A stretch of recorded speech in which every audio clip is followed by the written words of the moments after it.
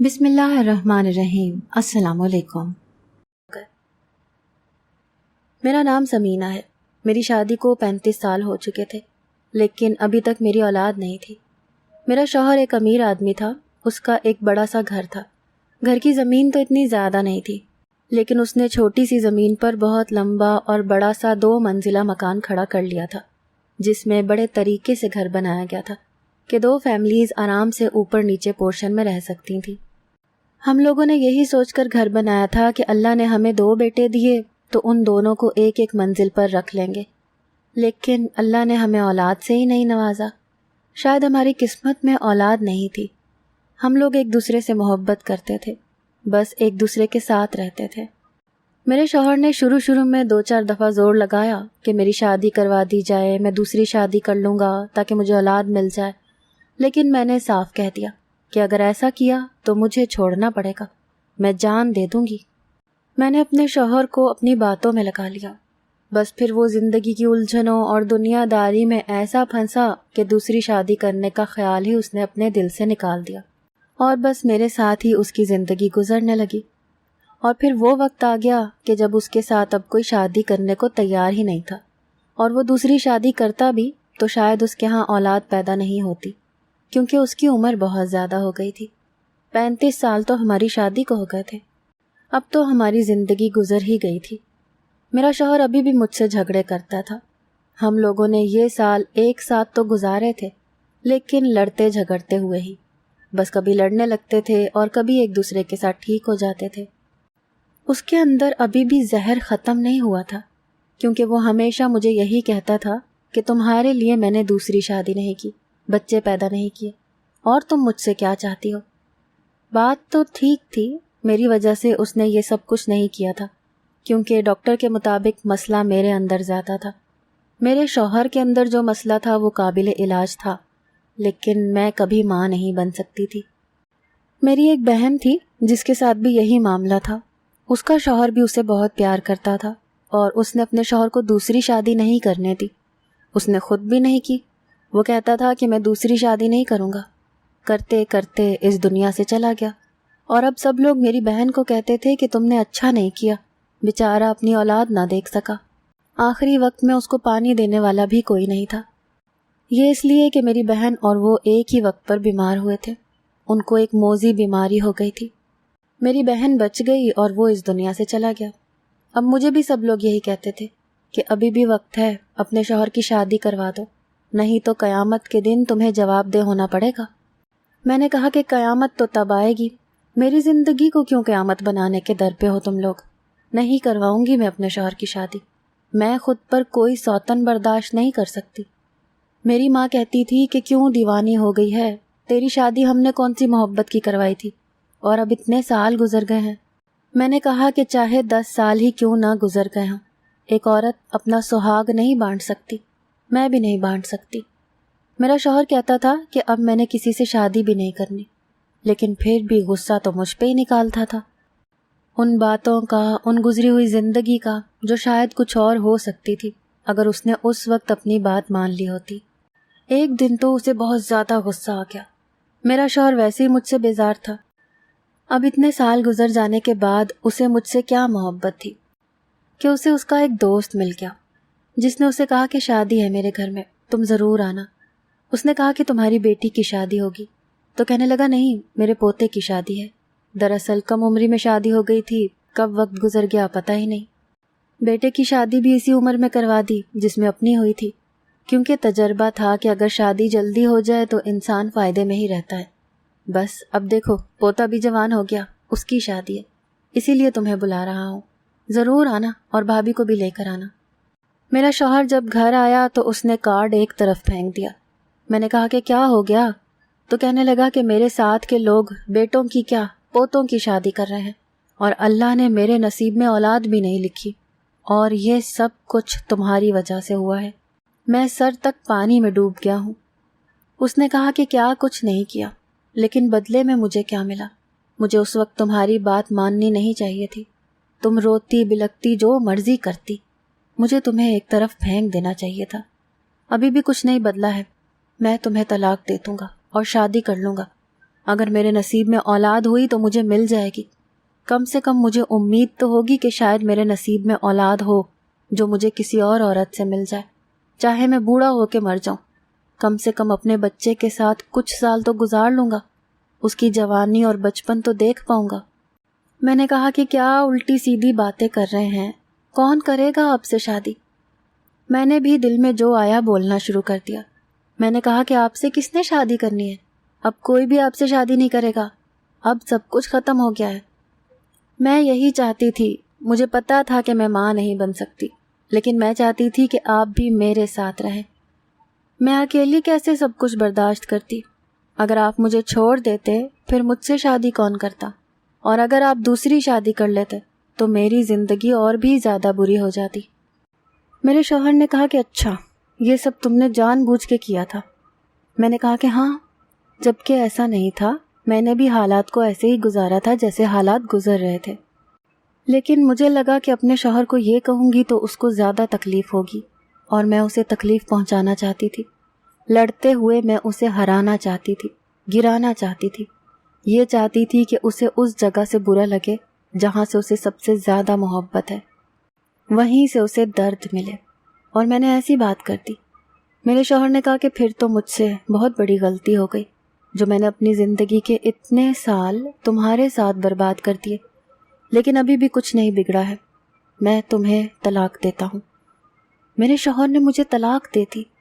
میں حیران رہ گئی کہ شادی کی اس عمر میں طلاق؟ کہتے ہیں کہ شادی کے شروع میں طلاق اور ایک شادی کے آخر میں طلاق بہت ہی زیادہ عجیب اور معیوب لگتی ہے۔ شروع میں اس لیے کیونکہ ابھی ایک دوسرے کو جانا نہیں ہوتا، سمجھا نہیں ہوتا، زندگی شروع بھی نہیں ہوئی ہوتی، اور کوئی ہمسفر آپ کو چھوڑ کے چلا جائے، آپ کو اپنی زندگی سے باہر نکال دے تو کتنی بری بات ہے۔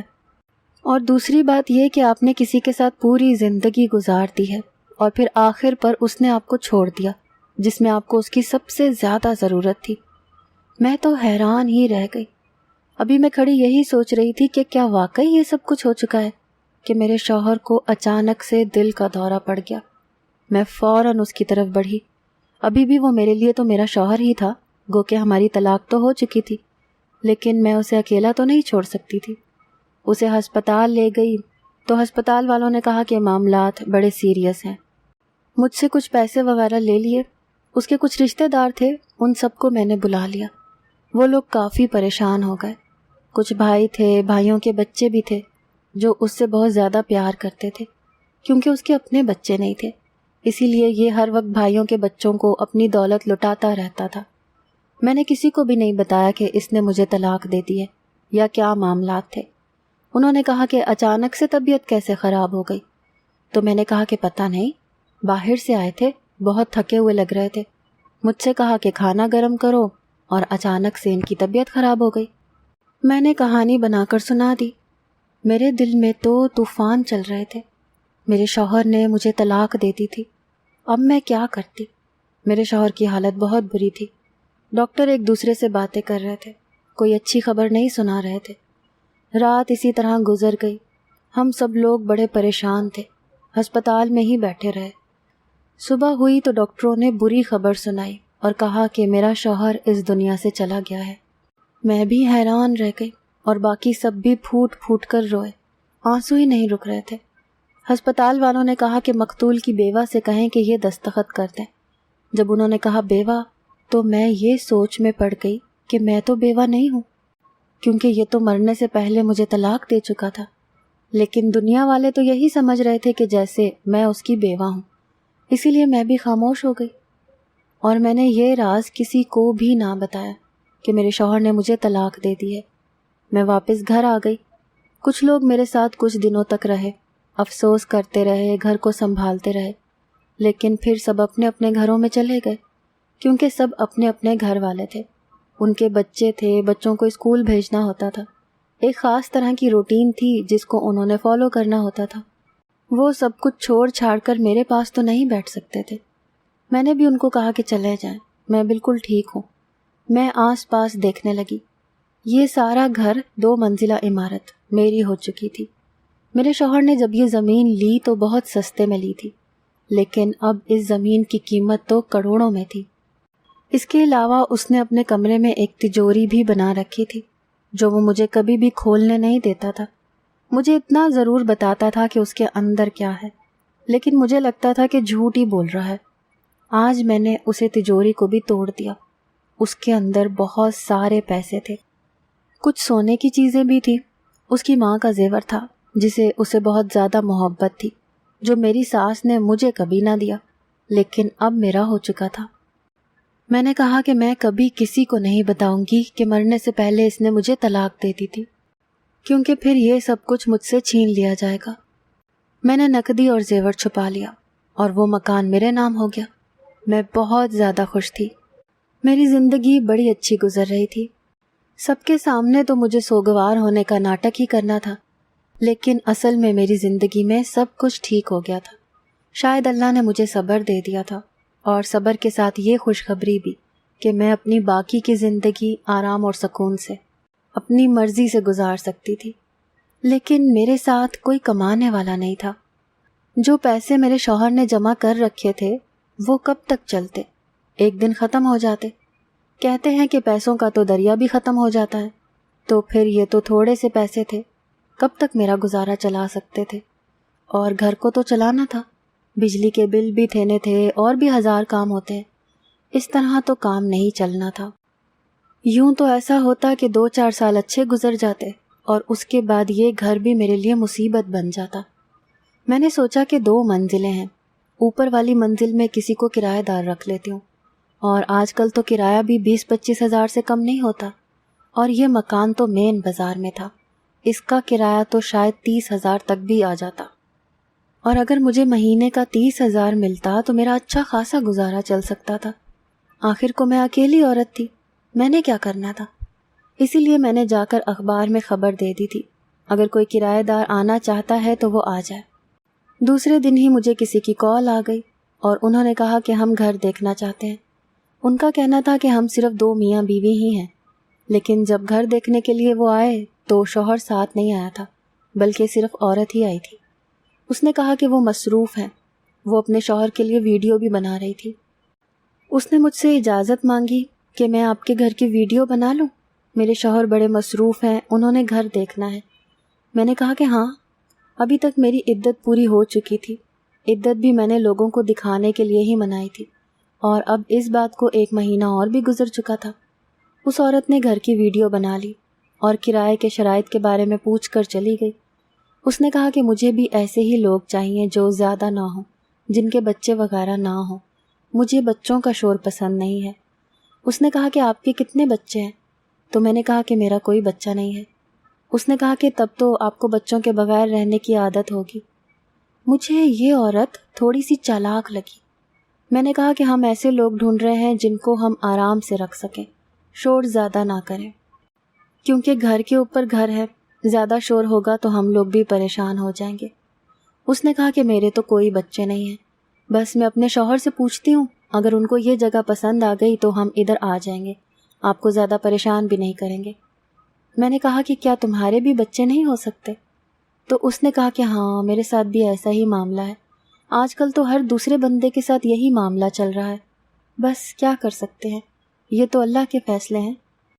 میں نے کہا کہ ہاں دیکھو، میری ساری زندگی گزر گئی لیکن اولاد نہ ہوئی، لیکن تم تو ابھی جوان ہو سکتا ہے کل کو تمہارے ہاں اولاد ہو بھی جائے۔ اس نے کہا کہ ہاں، مجھے بھی ایسی ہی امید ہے، اللہ کرے کہ ایسا ہی ہو۔ دن اسی طرح گزرنے لگے۔ وہ لوگ اپنا سامان لے کر آ گئے۔ اس کا شوہر میں نے دور سے دیکھا تھا، داڑھی والا آدمی تھا، سر پر ٹوپی پہنی ہوئی تھی اور کالا چشمہ بھی لگاتا تھا۔ اس کی شکل کیسی تھی یہ تو پتہ ہی نہیں چلتا تھا، کیونکہ اس کے آدھے منہ پر تو داڑھی تھی، باقی وہ ٹوپی پہن کر رکھتا اور چشمے سے آنکھیں بھی چھپ جاتی تھیں۔ لیکن وہ کہہ رہی تھی کہ بڑے غصے والے ہیں، کہیں آتے جاتے نہیں ہیں، مجھے بھی منع کیا ہے کہ میں زیادہ بات چیت نہ کروں۔ تو میں نے کہا کہ میں تو اکیلی ہوتی ہوں، میرے ساتھ بات چیت کر لو گی تو کیا ہو جائے گا، میرا بھی وقت گزر جائے گا۔ مجھے آہستہ آہستہ محسوس ہونے لگا تھا کہ اکیلا پن کیا ہوتا ہے۔ مجھے اکیلا رہنا بالکل اچھا نہیں لگ رہا تھا، لیکن مجھے اس چیز کی عادت ڈالنی تھی۔ میرا شوہر جیسا بھی تھا میرے ساتھ ٹھیک تھا، ہم لوگ لڑائی جھگڑا بہت کرتے تھے، لیکن پھر بھی ہم لوگوں نے ساتھ اچھے لمحات بھی تو گزارے تھے۔ اور وہ سب کچھ مجھے یاد آ رہا تھا۔ کبھی کبھی شوہر کی یاد بھی آنے لگتی تھی، لیکن پھر جب اس کی حرکتیں یاد کرتی تھی تو غصہ آنے لگتا تھا۔ اس نے میرے ساتھ کوئی اتنا اچھا بھی نہیں کیا تھا، مجھے بہت ٹارچر کیا تھا، مجھے نفسیاتی مریض بنا دیا تھا۔ اتنے تانے تو مجھے میری ساس اور میری جٹھانیوں نے نہیں دیے جتنے اس نے مجھے تانے دیے تھے کہ تم بانجھ ہو، تمہارے ہاں اولاد نہیں ہو سکتی۔ وہ ہر بات پہ یہی کہتا تھا کہ بچے تو پیدا کر نہیں سکتی ہو، یہ کام تو کر لو، اولاد تو مجھے دے نہیں سکتی ہو تو گھر کو تو اچھے طریقے سے سنبھال لو، بچے تو پیدا نہیں ہونے، کم سے کم کھانا تو اچھا بنا لو۔ یہی اس کا تکیہ کلام تھا۔ وہ بار بار مجھ سے یہ بات کہتا تھا، بار بار جتاتا تھا۔ ایک عورت کے ساتھ پہلے سے ہی مسئلہ ہو، وہ بھی ایسا مسئلہ جس کے اوپر اس کا زور بھی نہ چلتا ہو، اور پھر آپ اس کے ساتھ اس طرح کی باتیں کریں، اسے طلاق دیں، تو اس سے زیادہ بڑی سزا اور کیا ہو سکتی ہے؟ میرا شوہر کوئی اتنا بھی اچھا آدمی نہیں تھا، اس نے مجھے بہت ذلیل کیا تھا۔ یہی وجہ تھی کہ اس کے جانے کے بعد میں اسے بہت جلدی بھول گئی تھی اور اب اپنی زندگی کو مصروف ہو گئی تھی۔ میں نے سوچا کہ کرایہ آنا شروع ہو جائے گا تو میں آہستہ آہستہ مختلف شہروں کی سیر کرنے جاؤں گی۔ یہ میرا وہ خواب تھا جو میں نے شادی سے پہلے دیکھا تھا، لیکن کبھی کسی نے پورا نہ کروایا۔ میرے ماں باپ نے کہا کہ تمہارا شوہر تمہارا یہ خواب پورا کروائے گا، تم اس کے ساتھ جہاں مرضی جانا، لیکن ہم تو تمہیں نہیں لے جا سکتے، ہم تو صرف تمہاری روٹی پوری کر سکتے ہیں۔ میرے شوہر کے پاس بے شک کتنے پیسے تھے کہ وہ مجھے لے کر جا سکتا تھا، لیکن اس نے میری یہ بات کبھی نہ مانی۔ یہاں تک کہ ڈاکٹر نے بھی اسے یہ کہا تھا کہ آپ نے اپنی بیوی کو خوش رکھنا ہے، کیونکہ جب عورت خوش ہوتی ہے تو اس کا نظام ٹھیک رہتا ہے۔ لیکن میرے شوہر نے مجھے ایک دن بھی خوش نہ رہنے دیا، شاید اسی لیے ہمارے ہاں اولاد نہیں ہوئی تھی۔ سارے معاملات کی کوئی نہ کوئی وجہ ہوتی ہے۔ انسان کو محبت سے بنایا گیا ہے، وہ محبت کو پا کر صبر کر جاتا ہے اور محبت سے محروم رہ کر برباد ہو جاتا ہے، اس کی شکل تک بدل جاتی ہے۔ میرے ساتھ بھی یہی ہوا تھا، بس چھوٹی چھوٹی خوشیاں تھیں جو شادی کے شروع کے دنوں کی تھی، جس کی وجہ سے میں اسے کبھی کبھی یاد کر لیتی تھی۔ اگر وہ اس دنیا سے نہ جاتا تو ہماری زندگی پہلے جیسی ہی ہوتی، ابھی بھی کچھ خاص بدلا نہیں تھا۔ ہاں، میں اپنی مرضی سے سب کچھ کر سکتی ہوں، اسی لیے کہ پہلے مجھے ہر بات کے لیے اس کی مرضی سے کرنی پڑتی تھی۔ میں اپنی مرضی سے گھر کا کھانا بھی نہیں بنا سکتی تھی۔ میرے شوہر کے رشتہ داروں کو اس بات کی بہت تکلیف ہوئی تھی کہ سب کچھ میرے نام ہو گیا تھا، کیونکہ میرے شوہر کی وصیت تھی کہ اس کے جانے کے بعد سب کچھ میرا ہو جائے گا۔ اس نے اپنے بھائیوں کے لیے بھی کچھ نہیں چھوڑا تھا، ویسے بھی اس کے 7 بھائی تھے، وہ اپنے بھائیوں کے لیے کیا چھوڑتا؟ 2 بھائی تھے اس کے باہر کے ملک ہوتے تھے، جن میں سے ایک کی بیوی بھی اس دنیا میں نہیں تھی، لیکن اب وہ بوڑھا ہو گیا تھا۔ اگر وہ 7 بھائیوں کے لیے حصے چھوڑ کر جاتا تو سب کے حصے میں ایک باتھ روم جتنی جگہ بھی نہیں آتی۔ اس نے عقل مندی کی، اسے پتا تھا کہ وہ سب اپنے اپنے گھر والے ہیں اور ہمارے سے زیادہ اچھی حالت میں ہیں، اسی لیے اس نے سب کچھ میرے نام کر دیا تھا۔ ایک دن رات کو مجھے کچھ ہلچل کی آواز آئی، اوپر پتہ نہیں کیا ہو رہا تھا، ایسا لگ رہا تھا جیسے میاں بیوی لڑ رہے ہیں۔ میں بھی ان کی باتیں سننے لگی۔ میں نے کہا کہ پتہ نہیں کیا ہو گیا ان کو۔ تھوڑی دیر کے بعد 1122 کو بلا لیا گیا۔ میں باہر نکلی تو وہ آدمی بھی 1122 والے کے ساتھ ہی جا رہا تھا۔ میں نے اس لڑکے کو روکا اور پوچھا کہ کیا ہوا ہے، تو کہنے لگا کہ ان کی بیوی کی طبیعت بہت خراب ہے۔ وہ لوگ وہاں سے چلے گئے۔ میں اگلے دن پوچھنے کے لیے گئی تو اس کی بیوی گھر پر اکیلی ہی بیٹھی تھی، وہ گھر پر نہیں تھا۔ میں نے کہا کہ طبیعت خراب ہے تو تمہارا شوہر کہاں ہے؟ اس نے کہا کہ انہوں نے کام بھی تو کرنا ہوتا ہے، کام پر نہیں جائیں گے تو پیسے کہاں سے کمائیں گے۔ مجھے شہر کے بیچوں بیچ رہنے کا بہت شوق تھا۔ اس گھر کا کرایہ بہت زیادہ ہے، اسی لیے ان کو بہت زیادہ کام کرنا پڑتا ہے۔ میں نے کہا کہ کیا مسئلہ ہے آپ کو؟ تو کہنے لگی کہ میں بہت زیادہ بیمار ہوں، کچھ پتہ نہیں ہے کب اس دنیا سے چلی جاؤں۔ میں نے کہا کہ اللہ نہ کرے، ایسا نہیں ہوگا، فکر نہ کریں۔ میں نے اس کو تسلی دی۔ تھوڑی دیر اس کے پاس بیٹھی۔ مجھے برا بھی لگا کہ بیچاری کو کوئی بہت بڑی بیماری ہے اور وہ سوچتی ہے کہ شاید وہ اس دنیا سے ہی چلی جائے گی۔ دن اسی طرح گزر رہے تھے جب ایک دن میں نے صبح صبح دیکھا کہ دیگوں والے آ رہے ہیں اور کناتوں والے بھی۔ میں نے کہا کہ اللہ خیر کرے، کیا ہو رہا ہے؟ پتہ چلا کہ وہ عورت دنیا سے چلی گئی ہے اور اب اس کے رشتہ دار افسوس کرنے کے لیے آ رہے ہیں۔ میری اس کے شوہر کے ساتھ زیادہ بات چیت نہیں تھی، پھر بھی میں چلی گئی۔ میں نے افسوس بھی کیا۔ اس نے کہا شکریہ آپ کا۔ وہ وہاں پر اکیلا ہی رہتا تھا۔ 1 مہینہ گزرا کہ ایک دن اس نے مجھ سے ایک بات کر دی۔ اس نے کہا کہ اگر آپ برا نہ مانیں تو میں آپ کی طرف شادی کا پیغام بھجوانا چاہتا ہوں۔ اگر ہم دونوں شادی کر لیں تو ہماری آخری زندگی تنہائی سے بچ جائے گی، ہم تنہائی کا شکار نہیں ہوں گے۔ میں بڑی حیران رہ گئی، لیکن میں نے سوچا کہ بات تو ٹھیک کر رہا ہے، یہ نہ ہو کہ یہ اپنی بیوی کے غم میں یہاں سے چلا جائے تو پھر مجھے اتنا کرایہ کون دے گا؟ اور اگر مجھے کوئی انسان مل جائے گا تو اچھی بات ہے، اس کے ساتھ میں بھی اپنا وقت گزار لوں گی۔ میں نے کہا ٹھیک ہے، مجھے کوئی مسئلہ نہیں۔ میں اس بات کے لیے مان گئی۔ میں نے سوچنے کے لیے تھوڑا وقت مانگا تھا، لیکن فیصلہ میں نے جلدی ہی کر لیا تھا۔ ہم دونوں کا نکاح ہو گیا۔ اس کا نام حرم تھا۔ اب ہم دونوں ایک دوسرے کے نکاح میں آ گئے تھے، اور اس نے کہا کہ وہ نیچے والے پورشن میں میرے ساتھ ہی رہے گا اور اوپر والا پورشن کسی کو کرائے پر دے دیں گے۔ میں نے کہا کہ ٹھیک ہے۔ اس کے علاوہ اس کی نوکری بہت اچھی تھی۔ اس نے کہا کہ میں سرکاری ملازم ہوں، 70-80 ہزار روپیہ مہینہ کا کماتا ہوں۔ میں یہ سن کر خوش ہو گئی کہ چلو اچھی بات ہے، پھر تو حالات اور بھی اچھے ہو جائیں گے۔ 70-80 ہزار اس کی تنخواہ ہے اور 20 ہزار کا کوئی کرایہ دار مل جائے گا۔ 1 لاکھ مہینہ ہمارے لیے کم تو نہیں ہے۔ شادی ہو گئی۔ میرا شوہر سارے معاملات دیکھتا تھا۔ ہمارے گھر کے کاغذ پرانے ہو گئے تھے۔ اس نے کہا کہ نیا بنوا لیتے ہیں۔ وہ سارا کچھ سنبھال رہا تھا۔ جب ایک دن وہ میرے سامنے بیٹھا تھا اور اچانک سے اس کی ناک اتر کر زمین پر گر گئی۔ میں حیران رہ گئی۔ میں نے کہا کہ یہ کیا ہو گیا؟ اس نے کہا کہ اوہ چلو اب وقت آ ہی گیا ہے۔